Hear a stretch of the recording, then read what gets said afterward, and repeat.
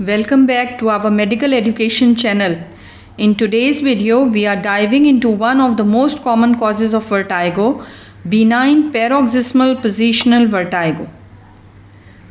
What is BPPV? BPPV stands for benign paroxysmal positional vertigo. Let's break it down. Benign means it's not life-threatening. Paroxysmal means the episodes come on suddenly and last briefly. Positional, it's triggered by changes in head position, and vertigo refers to a spinning sensation. So in short, BPPV causes brief episodes of vertigo, especially when you move your head in certain directions like turning in bed or looking up. The exact cause of BPPV is often unknown, but it can be linked to several factors. Primary causes include otoconia or otoliths, which are tiny calcium carbonate crystals that normally reside in the utricle. These become dislodged and migrate into the semicircular canals. Idiopathic, this is the most common cause, especially in older adults with no identifiable reason. Whereas secondary causes include head trauma or concussion, vestibular neuritis or labyrinthitis, prolonged bed rest or inactivity, post-surgical complications, for example, inner ear surgery, and Meniere's disease less commonly. What is the mechanism or pathophysiology behind BPPV? Inside the inner ear, there are tiny calcium crystals called otoconia that normally sit in a structure called the utricle.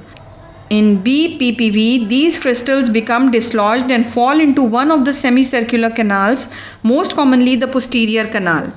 Now, when the head moves, the crystals shift, abnormally stimulating the hair cells in that canal.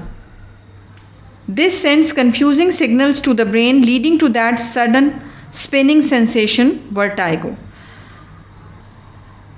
So, how do we diagnose BPPV?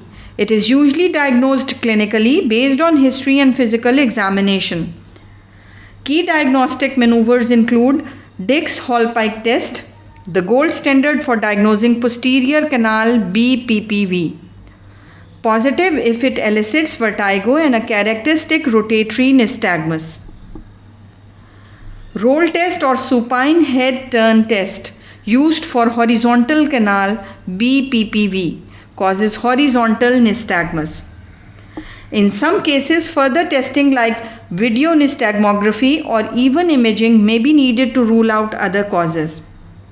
BPPV is highly treatable, often without medication or surgery.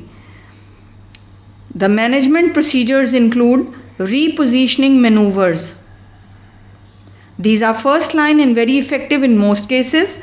Epley maneuver, most commonly used for posterior canal BPPV. Semont or liberatory maneuver, barbecue roll or Lampert maneuver for horizontal canal BPPV. Medication provides symptomatic relief only. Vestibular suppressants like meclizine, promethazine or diazepam not recommended for long-term use as they may hinder vestibular compensation. Patient should be advised to sleep with the head slightly elevated for a few nights after treatment and avoid sudden head movements or lying on the affected side. Educate them about recurrence as BPPV may come back, but retreatment is usually effective. Surgical option is rarely needed. Posterior canal plugging in intractable cases that don't respond to repositioning. The disease prognosis is good. Most patients recover fully after 1 or 2 treatments. And even if BPPV returns, it's usually easy to manage with repeat maneuvers. Only rarely is surgery considered for persistent, severe cases. If you found this video helpful, be sure to like, subscribe and hit the bell icon so you never miss our upcoming videos. Got questions or topic requests? Drop them in the comments. We'd love to hear from you. Thanks for watching and we'll see you in the next video.